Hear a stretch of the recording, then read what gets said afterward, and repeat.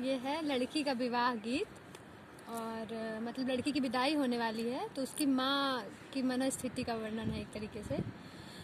गाने के बोल कुछ इस तरह हैं।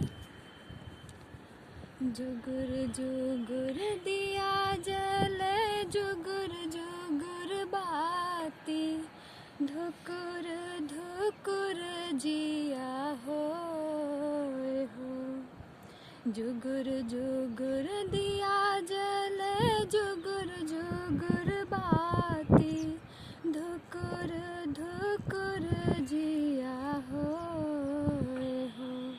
कवन माया अपन बेटी का साजे साजे सारी सारी रात हो। कवन माया अपन बेटी का साजे साजे सारी सारी रात हो।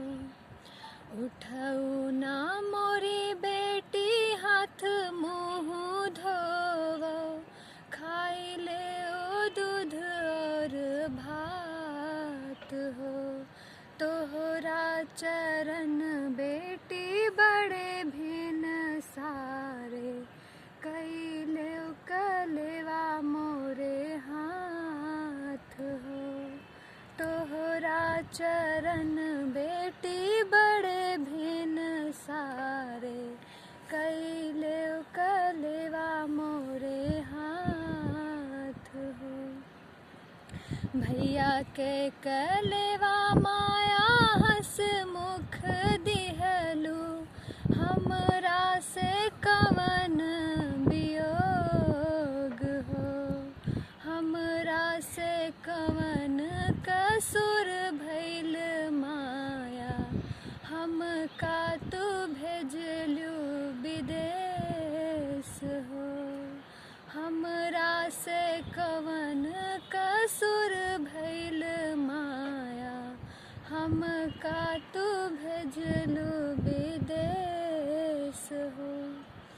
नाही है तोहरा कसुरवाए बेटी, नाही तू हउए पराई हो। बिटिया जन्म दूसरन घर खातिर, इहे हउए रीत रिवाज हो। बिटिया जन्म दूसरन घर खातिर, इहे हउए रीत रिवाज हो।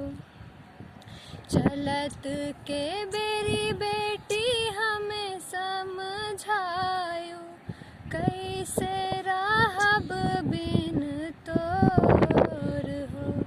तोहरे बिना बेटी फाटे कलजवा, कैसे रहब बिन तोर हो। सोई गए चिड़ै रे सोई गई मैना, सोई गए गौआ के लोग हो। सोई गई चिड़ै रे सोई गई मैना, सोई गए गौआ के लोग हो। एक नाही सोवथी बेटी के बाबा, जिनका बियाहे के सोच हो। एक नाही सोवथी बेटी के भैया, जिनका बियाहे के सोच हो। एक नाही सोवथी बेटी के चाचा, जिनका बियाहे के सोच हो। कंचन भोगवा खवाए मोरी बेटी, दहिया खवाए सारी रात हो। एक गुना नाही मान्यू मोरी बेटी, चल दिउ सुघर बरसात हो।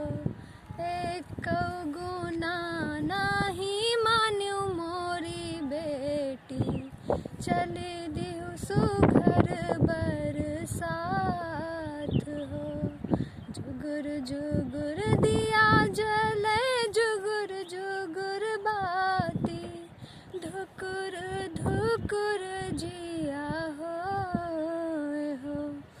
कवन माया अपन बेटी का साजे, साजे सारी सारी रात हो।